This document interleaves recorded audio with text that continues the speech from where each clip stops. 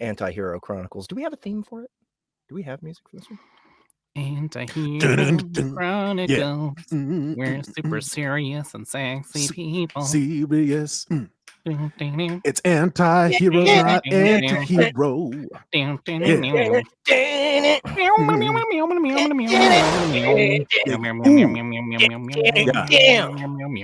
What is happening right now? Song. Theme music. Don't make fun of us. Professional music creation, Annie. I'm sorry, My goodness. guys. Just As let the the music professional flow out of composer, you. I cannot handle I just this. create all the time. It's called I'm always improv, creating. Annie. All right. Jeez. Do you even act? You Do don't you even act, bruh? you don't understand us, Annie, and I'm that's why we're in the wanna do hospital. Right play. now. I just want to do the play. That's why I agree. Let's do the play. She's right. She's right, guys. you're all She's the right. machines. We're in the hospital because of your Fine. attitude. We got a play to do. Hospital. We need to be in the hospital. Are the hospital sounds like to come? Oh, and Oh, we got wow. Will. Will Watt has joined Will. us. Can you hear He's the got siren in the mysterious- background? Listen to the We're siren. at the hospital. Yes. We're gonna pretend that Real New York ambience. It is, right? Like, it's the real deal. Like, cancel the Foley Wow. effect. Like, I got you. Okay. Director Viskel had arrived what seemed like moments after Panzer radioed that the rookie was awake. As soon as she'd told the director that the aspiring hero had lawyered up, the shouting started. I told you to get that damn mask off and find out who that kid is, not to fiddle fuck around and let him call for help. Panzer was used to these kinds of outbursts. So, like I said, the lawyer walked in and took both of us by surprise. How can you be so sure of that? The mask hides his face and his identity from us. What makes you think that there isn't some sort of communication device inside, huh? Instinct, sir. So I'm supposed to take solace in you having a hunch? Viskel closed in on Panzer. Just because she had grown accustomed to his shouting did not mean that Panzer had the patience for it. Angry Daddy, her signature hand cannon, still had a round chambered from when she'd leveled it at that smug lawyer's face. She drew the weapon from her hip and leveled it at the director's crotch. Permission to speak freely, sir. The director looked down at the barrel of the gun, then met her gaze. The hazel eyes boring into the director's were not asking for permission. They were demanding respect. Permission granted. Put that fucking thing away. The device in the sensory deprivation... Oh, I'm sorry. Panzer holstered the weapon and blew the hair out of her eyes. The device in the sensory deprivation cradle didn't pick up any transmission on any frequency. And even though the mask hid his face, he was about to give himself up when the lawyer walked in. They don't know each other.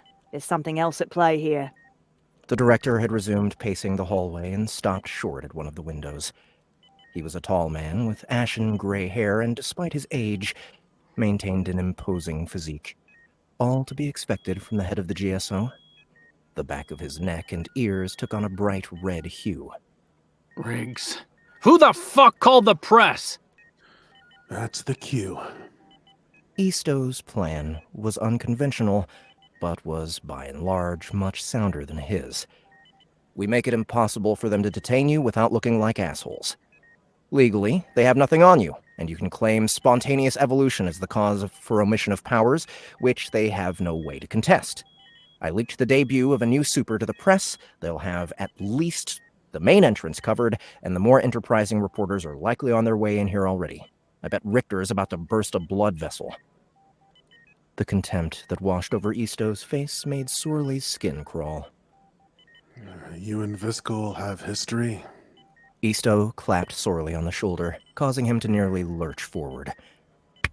In a manner of speaking. Just like any hero, there's a trail of bodies and shattered dreams in the wake of his rise to power. Sorley took a deep breath. As much as Easto's statement served to anger him, if there were reporters outside the door, a new super knocking out the director of the GSO would only go so well. So now what? Now we walk out the door, right past the director, Panzer, and anyone else who gets between us and the exit. If anyone tries to stop us in between, let me handle the talking. When we do get outside, you're going to answer a couple of questions from the press. Surface-level questions only. Don't give yourself away. After all the fanfare, you fly off and wait for my call. You'll need a hero alias too, so get thinking. So all I need to do is walk, ignore, talk, and then fly off? Correct. Sorley pushed his intent into the raven's crest on his chest on a hunch. The smoldering feathers that covered his body smoothed and solidified into a real supersuit. Then they crept up his face, covering it entirely and putting an impressive pair of wings on either side of the domino mask that stretched skyward. It was almost like the decoration of a Viking's helmet. Not a bad look. Let's go. The door opened before either of them could move. Viskel, beat red with anger, stormed toward Isto. I don't know what the fuck you're playing at, but it ends now, right? Well, Richter, nice to see you again too. Isto didn't miss a beat and produced a thick folder and offered it to the fuming bureaucrat. And you're right, it does end now. For your records, the suit just filed on behalf of... Grim Raven. Viskel slapped the folder out of Isto's hand, sending the papers to the floor in a stretched-out mess. You don't get to decide. Sorley stepped forward, getting nose-to-nose with the director. We're leaving. Step aside. When I find out who you really are, I'm going to fuck your life up. You already did. Sorley shouldered past the director. Isto followed just a pace behind him. A pleasure as always, Richter. Have fun picking up your mess. Panzer watched the two of them walk out. Her eyes searched for Sorley's somewhere under the mask. Be careful. Sorley gave a half nod and continued down the hall. Shoulders up, square posture, level steps. What? You need to walk like a hero if you're going to play at being one. So what am I walking like now? A gorilla. Now straighten up. Just think that you're the most important person in the room and the rest should come naturally. So, walk like you? I'm the smartest person in the room, not the most important. Sorley rolled his eyes and adjusted his posture to give off self-righteous importance, shoulders squared, chest out, torso and glutes engaged, and an even stride. It only took a moment for Sorley to notice the difference in how the people throughout the facility reacted to him. Instead of retreating into their offices, most of them stepped out to watch, taking out various portable devices to record his exit. Keep it up, we're almost there. Isto spoke as if he could detect the mounting disgust in Sorley's gut. This was part of the problem. Society idolized supers, megacorps sponsored them, and the GSO regulated them when it was convenient. It was the natural progression of things. When money and influence didn't put you in the top percentiles of society because superpowers did, the wealthy fell out of favor and were replaced by the supers. Sorley had been the same until the home for the lost.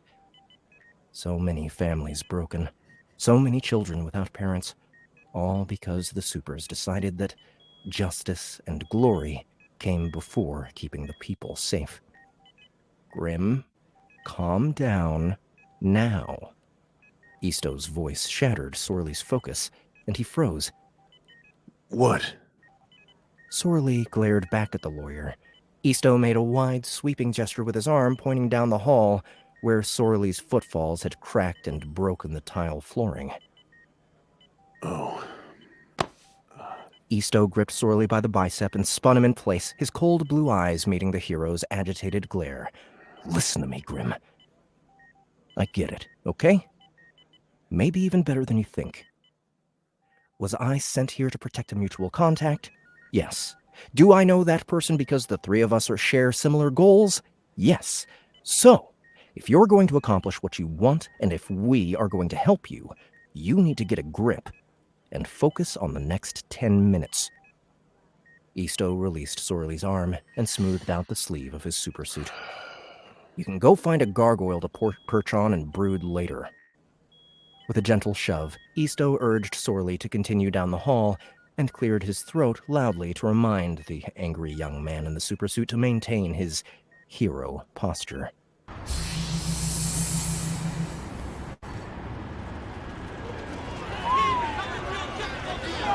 He let out a low whistle when the doors of the GSO facility opened to a sea of press.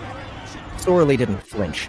He walked right up to the crowd, reaching for him with their microphones, cameras, and other recording devices, and started speaking all at once. Sorley's ears rang at first, but amazingly, the suit compensated and muffled the roar of questions that washed over him. Okay, that's cool. What else can you do? Sorley concentrated. He didn't want to entertain any questions about his secret identity or his goals. What do we call you? Sorley's eyes snapped open, and the mask cast a blue aura around the reporter who asked the question. The fact that nobody backed away from the reporter told him that no one else could see it. He raised his hands, and the crowd quieted. Then he pointed a finger at the reporter. Once again, please. What do we call you? The reporter was a woman from Channel 9 News. She was smartly dressed, brown-haired, blue-eyed, attractive, and had a commanding presence. To represent one of the top 10 news networks, you had to be. I am Grim Raven. Follow-up question. Considering the current political climate, would you say that title is dark? Sorley could feel Easto's eyes burning into the side of his head, but this was an opportunity he was unlikely to get again. I think, especially considering the current political climate, that perpetuating the illusion that all supers are forces of light and justice is a cruel joke. Maintain this train of questioning. An arc of light sprang from the Channel 9 reporter to another from Channel 87, a salt-and-pepper-haired, desperate-looking man toward the back of the crowd. Can you explain what you mean by that? About that? Sorley gestured for the crowd to part. When they did, he beckoned the man forward. As the reporter approached, Sorley strode forward to meet him, eliciting a surprised gasp from the crowd. Easto groaned and rolled his eyes. You want me to tell you what I mean? The reporter nodded enthusiastically, unused to gaining this level of attention from a super. What I mean is that a super like me is what society needs to wake up. I'm not here to show mercy. I'm here to save the world one shitbag at a time, no matter what flag they fly.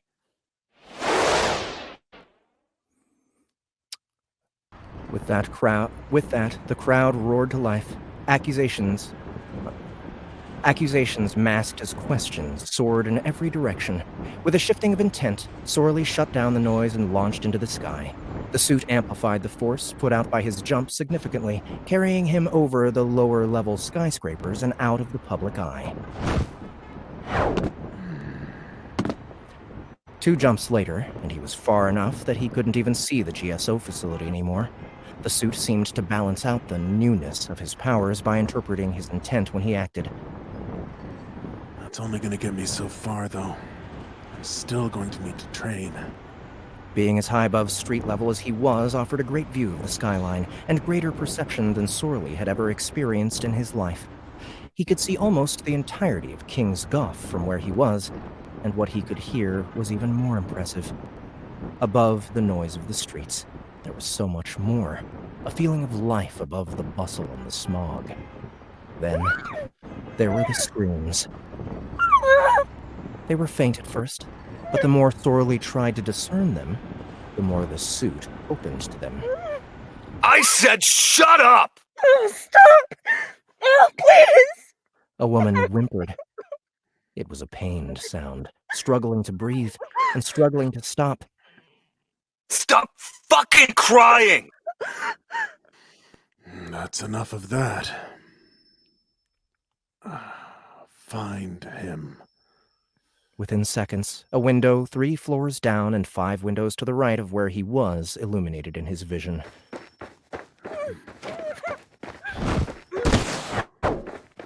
Sorley was a blur along the ledge. He dug his fingers into the stone of the building's exterior before swinging through the window and showering the asshole in glass.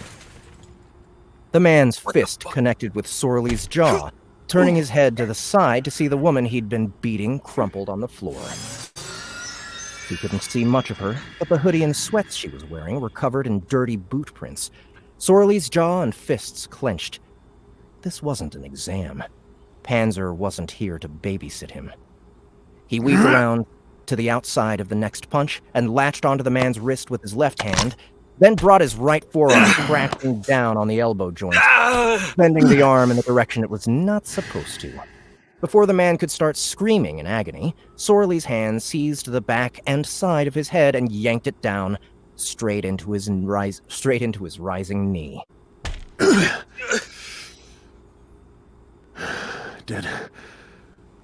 Did I hold back?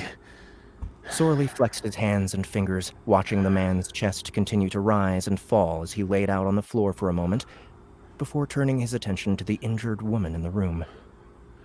Are you all right? She peeked out at him from under her arms, still shaking. I think so. What's your name? Audrey? Can you stand? Audrey attempted to do just that, but winced and sucked air to bury a scream when she put pressure on her right leg. She leaned on the small kitchen island. Fuck. How can I help? Help me get to the couch. My phone is there. I can call. The familiar sound of a hard shoe sole scraping against tile and shattered glass reached Sorley's ears. This time it was accompanied by the soft padding of blood. Back off! Now! Leap had a pistol leveled at his head in her shaking left hand, and a hole the size of a quarter through her right shoulder. Panzer's handiwork. Cat? What the hell happened? I could ask you the same thing. Did he do this? Leap waved the pistol in Sorley's direction. No, he did that though. Audrey pointed to the still unconscious scumbag on the floor. All right. Just who are you, love? Tell me why I shouldn't blow your brains all over the wall. We've already met. Sorley willed the layer of supersuit over his face to recede. Nice to see you again, Leap. You're the intern from the bank. Had a hard time recognizing you without all the blood on your face. You know, I get that a lot. Leap lowered the gun and dropped it on the floor. This is the part where you beat me to hell and arrest me, right? Sorley's brow furrowed at the question. Taking Leap in would be worth major credibility within the GSO, but with their protocols, they'd need to isolate her powers and process the arrest through the system before she got medical attention. No, it isn't. Beating on someone with a hole I could put my thumb through in their shoulder in the apartment of another person with a broken leg doesn't seem very heroic to me. Well, what are you going to do then? I'm going to do the smart thing. Call my lawyer.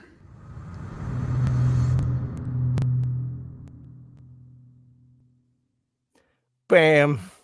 Dramatic call my lawyer moment. Do-do-do-do-do-do. Fuck yeah. Awesome. I love how action culminates well. call my lawyer. This goes into a CSI crossover. Very nice, Mr. Law and Joe Order. DeProfio. Thank you, I thank like you. this episode a lot. So we're getting to know Mr. Sorley, grumpy man face. And his surly suit. Yeah. Yes, as well. Surly And the Sorely powers for that the suit. Grumpies. Yeah. I can't wait to cosplay as Sorley. Yep.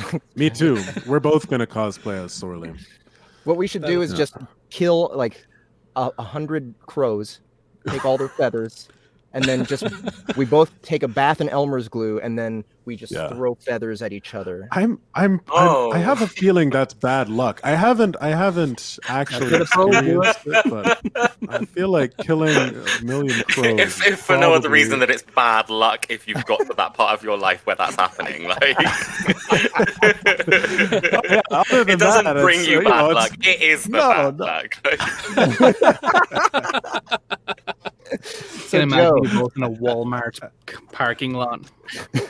Tell us a little bit more about this episode. What you were thinking while you were writing it, and can you give us a little sneak peek into the next episode? Ooh, asking for sneak peeks now. I think I can do a little bit for you. So this episode was mostly kind of what hit me with it was the difference between doing the right thing and the difference between doing what advances your goals, because sometimes they're not the same, right? So for Sorley, like right there at the end, right, there's a couple of different ways that we're looking at that. Doing the right thing is probably not beating the hell out of some sort of, even if it is domestic violence, like you put a stop to it, you don't just beat somebody up right off the bat. That's not within the law. That's not the legally right thing to do. But the legally right thing to do when Leap showed up would definitely have been to take her in, but it wasn't the right thing to do for Sorley. So he's kind of hitting that weird gray area of the morality of being a superhero, but also like actually giving a crap about how other people feel. And right, because Leap if I asked for this reminder earlier, but Leap was the same villain, I guess. Is there a special name for villains from the episode 0? Yeah, they're just villains. Yep. Villains, yeah. So she's a villain technically, and so that's definitely a complication. Right. Yeah, she was. She was the exact same one that beat the hell out of him in the first episode and fully intended on stealing a lot of things from that bank, but that didn't happen. So it's also one of the things that I think gets missed commonly in like superhero media is picking up after what has already happened. So we know from episode 0 that Panzer showed up when that whole thing went down and that she shot once, and now we know that she hit what she was shooting at, which is pretty cool, I think. As far as a little sneak peek for the next episode, we may be meeting the supplier again and getting to know a little bit more about how she got to be who she is. All right, cool. Yes. I kind of want this guy as my lawyer, this Easto guy. Yep. Yeah, he's fantastic. He sounds very, very competent. I don't know. Maybe I'm biased because I'm playing him, but like. No, he's awesome. I don't think that you're alone in that either. Everybody that I've shown this to, like while I'm like working through, I'm going, okay, so I need to turn this into a script today. What are you thinking about it?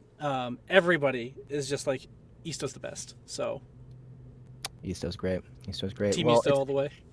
I think that it is a testament to your writing skill that you can make a likable lawyer. Correct. Good. How many can say the same thing? Yeah. I'm going to put that on the front of every single one of my books now. My grandpappy was a lawyer. Wrote a likable lawyer. I'm so sorry. Wrote a likable lawyer award. Yeah. Right.